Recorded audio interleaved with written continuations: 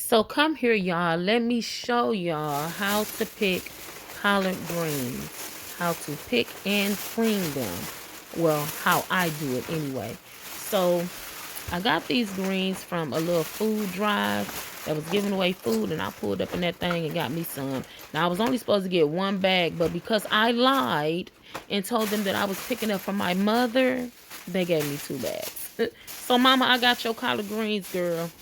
So anywho, so I'm getting them on my counter. I got my counter all cleaned and sanitized, of course. So I'm just unbagging them. I haven't looked at them. I had them for about maybe 2 days. So I'm just now pulling them out and picking them so I can get them ready for the upcoming holiday. And it's so time consuming to pick and clean fresh greens. So you really want to do this ahead of time and get it over with. So like I said, because it's so time consuming, yeah, it's best to do it in advance. So you see the green wilted looking leaves, I'm sorry, the yellow wilted looking leaves, you don't want those. You want to take those out and throw those away because they're kind of like rotten, I guess. So this is how you pick them. You see that big old stem down the middle? You pull that out. Now, some people go up a little higher than I did, but I do like a little bit of stem, but just not that big, bulky piece like that. That's too much. That's almost like a tree branch. You don't want that in your greens. So you take those out. And you just take it and fold it, and it'll snap right out of there. Some people cut them, but see how I'm just taking the greens and folding it, holding on one side, and pull the stem backwards from the green. That's all you got to do. Yeah. And so you have to do each leaf like this. See, I'm throwing that one away. That one wasn't any good. And you got to go through and do each and every leaf like this. See?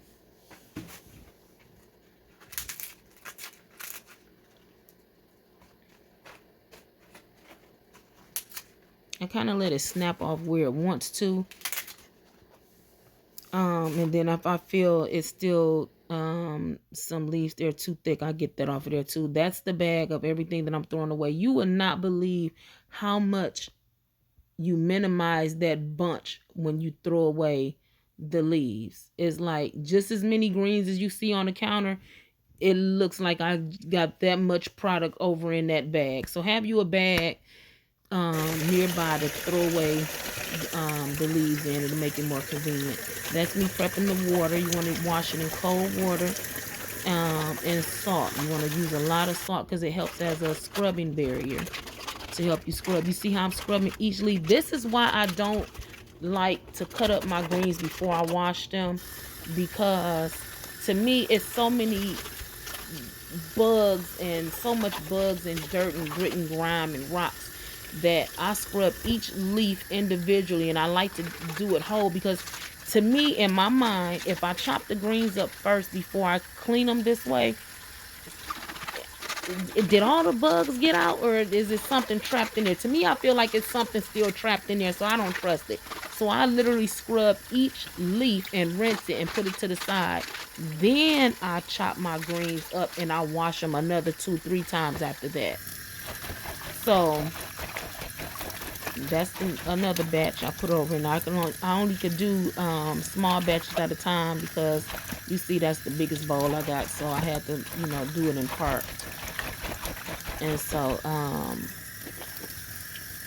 I really got down and dirty with them with both hands. I was just trying to hold the camera in one hand to show you guys how it's done, and then when I paused the camera, I went in and got it with both hands. But look at look at that dirt. Yep.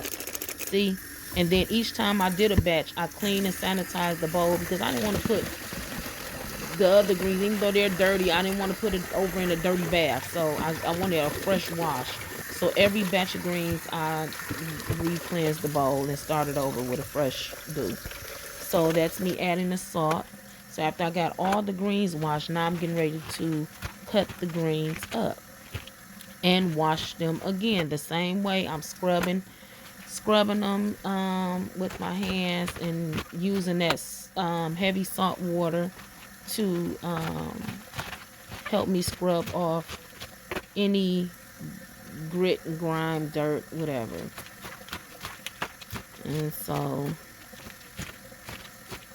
that's how I do mine. I mean, to each his own, but this is how I do mine.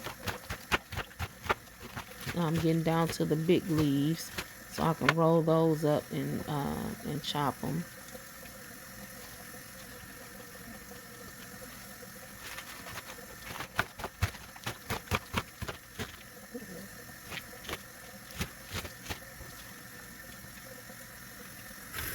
And you have to wash them a few times because one wash is not going to get it. They come from the ground, you know, so they're growing in dirt, so they're super dirty. You really, it's a must to wash the greens. Now it's a lot of green in the water because I cut them up, so the greens are releasing kind of like its minerals and whatever it's in it, so it's like it's running the juices out of the leaf because they're cut. So a little green water doesn't mean dirty water. That's why you got to wash it at least enough to where the water is at least almost running clear, so you can expect a little bit of green, but you want it to predominantly be running clear.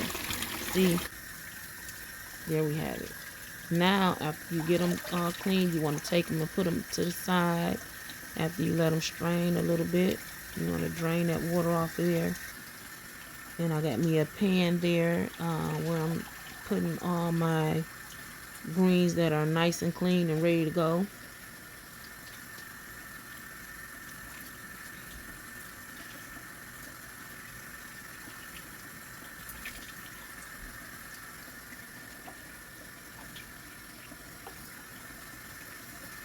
And so even though it looks like a lot, it really didn't give me enough greens, at least enough enough as I would like. Let me say that. So I am going to go get some more to add to this, at least about maybe 6 more bushels of collard greens to add to it, because when you cook it down, it's going to be even less than that. So you got to factor that in. It looks like a lot, but it's really not, because once you wilt it and cook it down, it shrinks so bad that that right there is really just a cup full of greens when it's all said and done. So I definitely got to get more greens to add to that.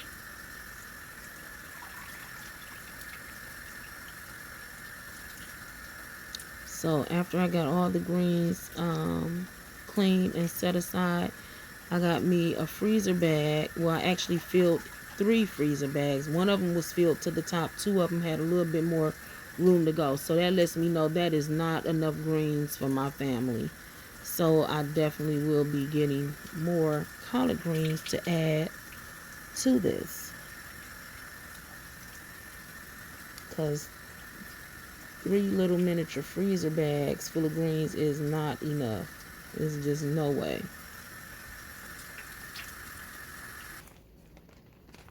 So there I am getting ready to bag them up and store them and put them away in the freezer until it's time for me to pull them out and get them on the stove for the holiday.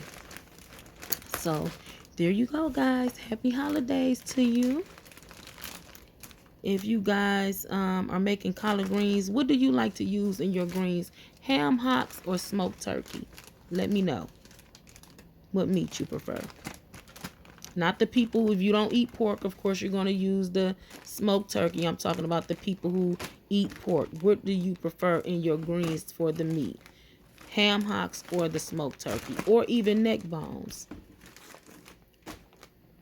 And that's what I came up with, those 3 bags. That's it.